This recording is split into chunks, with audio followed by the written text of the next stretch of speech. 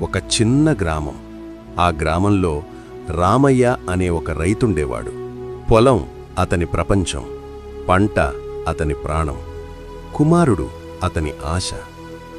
సూర్యుడు ఇంకా ఉదయించకముందే రామయ్య లేచి పొలానికి వెళ్ళేవాడు.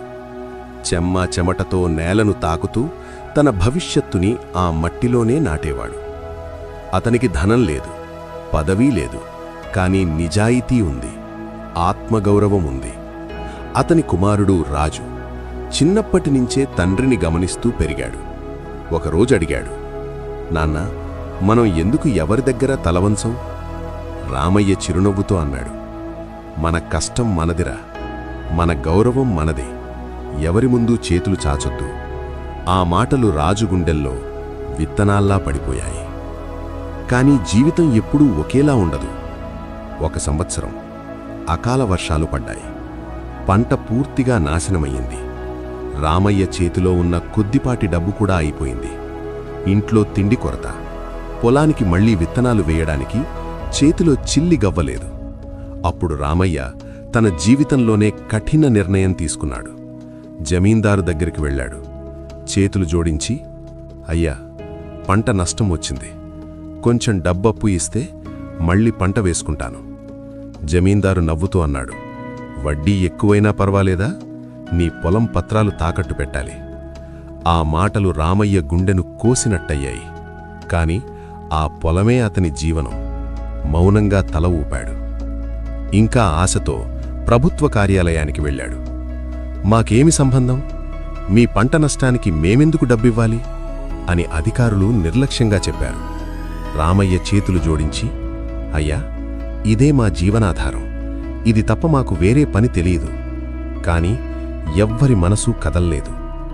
ఈ దృశ్యాలన్నీ రాజు చూస్తున్నాడు. తండ్రి కన్నీళ్లు, అసహాయత, అవమానం. ఆ రోజు రాజు గుండె చీలిపోయింది. ఆ రాత్రి నిద్ర రాలేదు. ఒక నిర్ణయం తీసుకున్నాడు. నాన్న కోసం, ఈ గ్రామం కోసం నేను మారాలి. బాగా చదువుతాను, పెద్ద స్థాయికి వెళతాను, నాన్న కష్టాలకు ముగింపు పెడతాను. రాజు పట్టణానికి వెళ్ళాడు. కష్టపడి చదివాడు. మంచి ఇంజనీరింగ్ కాలేజీలో చేరాడు. పగలు చదువు, రాత్రి పార్ట్ టైం పని. చివరకు డిగ్రీ పూర్తి చేశాడు. తండ్రి దగ్గరకు వచ్చి, నాన్న, నా చదువు పూర్తయింది, ఇక మీ కష్టాలు నావి. రామయ్య కన్నుల్లో ఆనంద భాష్పాలు. రాజుకి మంచి కంపెనీలో ఉద్యోగం వచ్చింది. నెలకు 2 లక్షల జీతం. అందరూ అన్నారు, ఇప్పుడైనా గ్రామాన్ని మర్చిపోతాడు. కాని రాజు అలా కాదు. కొన్ని నెలల తర్వాత తండ్రి దగ్గరకు వచ్చి, నాన్న, ఇక మీరు విశ్రాంతి తీసుకోండి, వ్యవసాయం నేను చూసుకుంటాను అని ఉద్యోగానికి రాజీనామా చేశాడు. కొంచెం భూమి కొన్నాడు. పెద్ద ఇల్లు కట్టాడు. తల్లి తండ్రితో కలిసి ఉండసాగాడు. గ్రామ రైతుల్ని, తండ్రి స్నేహితుల్ని కూర్చోబెట్టి అన్నాడు, ప్రజలు నిత్యవసర వస్తువుల ధరలతో ఇబ్బంది పడుతున్నారు. మనమే నాణ్యమైన పంటలు తక్కువ ధరకు నేరుగా ప్రజలకందిద్దాం. రామయ్య కన్నీళ్లతో, నా కొడుకు నాకోసం కాదురా, మన ఊరికోసం పుట్టాడు అన్నాడు. పండ్లు, కూరగాయలు, నిత్యవసరాలు అన్నీ నాణ్యంగా తక్కువ ధరకే. ప్రజల ముఖాల్లో ఆనందం. గ్రామం మారడం మొదలయ్యింది. ఈ విషయం తెలిసిన జమీందారు లోపల్లోపల మండిపడ్డాడు. తన ఆధిపత్యానికి ఒక రైతు కుటుంబం సవాలు విసురుతోందని అతని అహంకారం అంగీకరించలేకపోయింది. ఇన్నాళ్లూ నామాటే చట్టం, ఇప్పుడు వీళ్లు ప్రజల అభిమానాన్ని సంపాదించారా? అతని అహంకారం గాయపడింది. ఆ గాయం ప్రతీకారంగా మారింది. వీళ్ల ఎదుగుదలను ఏదైనా చేసి ఆపాలి అని నిర్ణయించుకున్న జమీందారు నేరుగా కలెక్టర్ కార్యాలయానికి వెళ్ళాడు. అక్కడ నకలీ ఆవేదనతో, సార్, ఆ రైతులు నాణ్యత లేని పంటలమ్ముతున్నారు, తక్కువ ధరలతో మార్కెట్ని చెడగొడుతున్నారు, ప్రజల ఆరోగ్యంతో ఆడుతున్నారు అని అబద్ధాలను నిజాల్లా చిత్రించాడు. కలెక్టర్ కాసేపు మౌనంగా విన్నాడు. ఏమీ మాట్లాడలేదు. కేవలం చూస్తాను అని చెప్పాడు. జమీందారు నవ్వుకున్నాడు. ఇక వీళ్ల కథ అయిపోయింది. కొన్ని రోజులు గడిచాయి. గ్రామం ప్రశాంతంగా ఉంది. రామయ్య పొలంలో పనిచేస్తున్నాడు. రాజు రైతులతో మాట్లాడుతున్నాడు. అంతలో ధూళి లేపుకుంటూ ఒక ప్రభుత్వ వాహనం గ్రామంలోకి వచ్చింది. గ్రామస్థులందరూ ఆశ్చర్యంగా చూశారు. ఎవరొచ్చారు? ఎందుకొచ్చారు? వాహనం నేరుగా రామయ్య ఇంటి ముందాగింది. దిగింది కలెక్టర్ స్వయంగా. రామయ్య గుండె కొద్దిగా తడబడింది.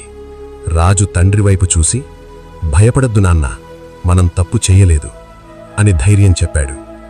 గ్రామస్థులు చుట్టూ చేరారు. అందరి మనసుల్లో ఒకే ప్రశ్న, ఇప్పుడు ఏమవుతుంది? జమీందారు గట్టిగా అరిచాడు, రామయ్య బయటకు రా. రాజు, రామయ్య బయటకు వచ్చారు. వాళ్లను చూసిన కలెక్టర్ ఒక్కసారిగా ఆశ్చర్యపోయాడు.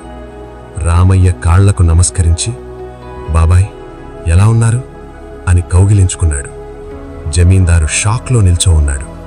కలెక్టర్ గారు చెప్పారు, ఈ రాజు నా బాల్యమిత్రుడు. మేమిద్దరం చిన్నప్పుడే ఈ ఊరికి మేలు చెయ్యాలని నిర్ణయించుకున్నాం. ఈ రైతుల వల్ల తప్పేంటి? తక్కువ ధరకు మంచి వస్తువులివ్వడమే కదా.